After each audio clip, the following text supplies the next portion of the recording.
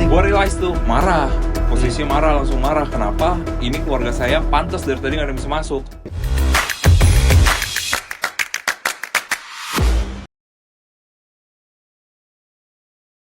Halo semuanya, selamat datang di Bedah Event. Kali ini gue lagi bareng sama Marlon. Nah, ini Marlon merupakan salah seorang account manager di Groovy sekarang. Lu dari kapan Lon di Groovy, tahun berapa? 2018. Terhitung sudah 7 tahun berarti ya. Nah, tentunya dalam perjalanan selama 7 tahun ini banyak sekali cerita-cerita yang mengesankan, yang unik juga. Nah, mungkin boleh diceritain Lon, salah satu cerita yang unik yang bikin lu berkesan gitu, kira-kira apa tuh? Mungkin ada satu cerita di tahun 2020. Siap. Di tahun 2020 itu gue dapat kontak satu hari dari orang yang mungkin agak stranger juga, baru kenal, bukan relation, bukan juga ex-client Groovy corporate, tapi dia reach number gue lagi itu. Dia bilang mau melayat online. Nomor lu langsung tuh yang di reach ya? Langsung nomor Oh tuh, pribadi. jadi Groovy dulu ada namanya melayat online ya? Ada yang namanya melayat online dan Oke. juga ada nikah online. Nikah online, lu Nikah pegangnya yang melayat online. Keduanya sebenarnya. Oh keduanya, oke. Tapi ini kliennya Klien untuk melayat online, Oke. di tahun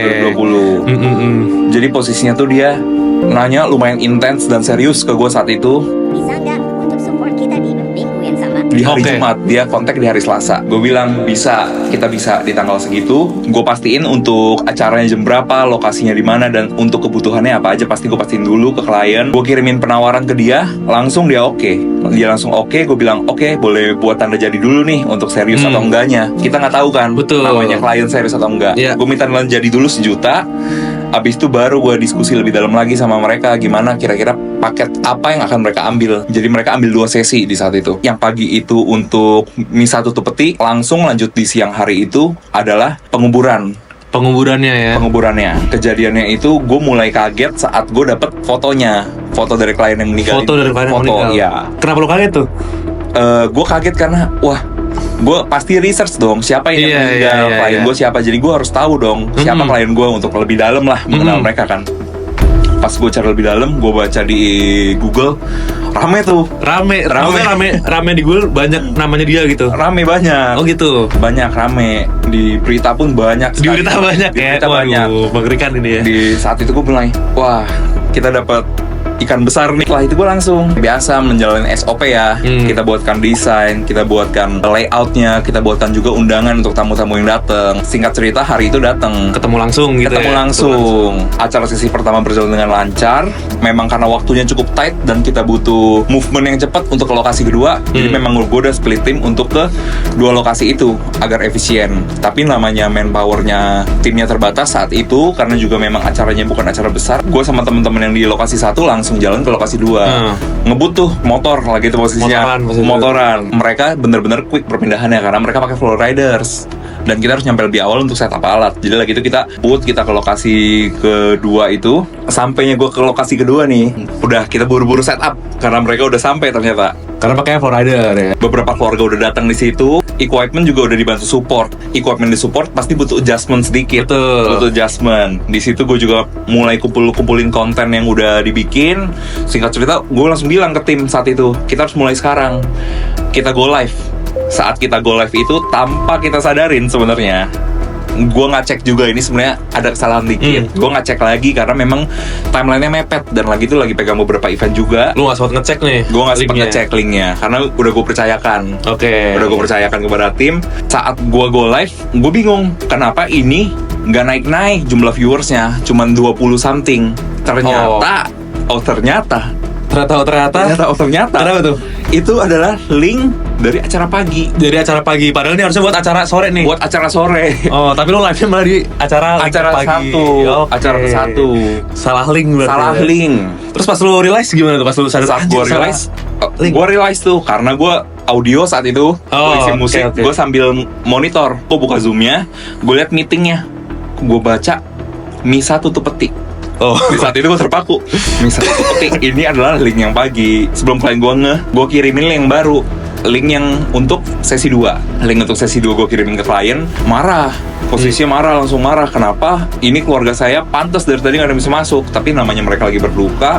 Gue cuma di sana, gue cuma bisa minta maaf ke mereka, ngakuin kesalahan ada kesalahan desain juga dari sisi kami. Oke. Dan pada akhirnya, ya kita harus terima kenyataan Betul. bahwa kita salah. Ya. Kita salah, dan dari sana gue minta maaf setelah selesai event. Dan gue juga otomatis melakukan tanggung jawab gue sebagai account manager. Gue harus melakukan pelunasan terhadap event itu. Gue minta pelunasan kepada klien itu, dan kliennya juga sebenarnya memberikan alasan yang cukup reasonable untuk gue. Karena kita tidak benar-benar berhasil, ibaratnya 100% ya, tidak 100% menyelesaikan dengan penuh tanggung jawab, gue bilang. Tanggung jawab, cuma emang ada mistake Ada aja. miss. Iya. Bentuk tanggung jawab udah kita lakukan dengan mengirimkan link itu immediately setelah gue tahu itu salah. Jadi di saat itu kita juga nggak dapet pelunasan, dan itu menjadi sebuah pelajaran buat gue juga, pelajaran yang lumayan penting. Kalau kita sudah ibaratnya bekerja sama dengan orang, apalagi ibaratnya kita adalah sebuah IO profesional dan mendapatkan klien itu, kita harus mendapatkan kepercayaan penuh mereka. Kita juga harus lebih detail lagi, ngecek apapun persiapannya, semua konten itu kita harus sediakan waktu lah.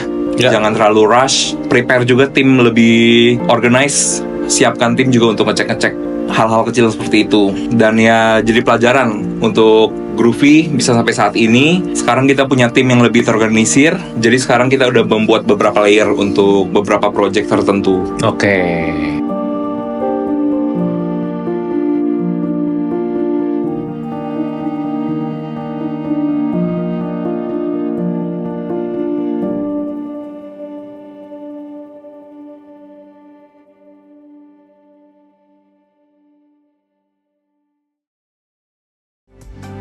Oke, jadi tadi kita udah denger nih cerita keseruannya Marlon ya.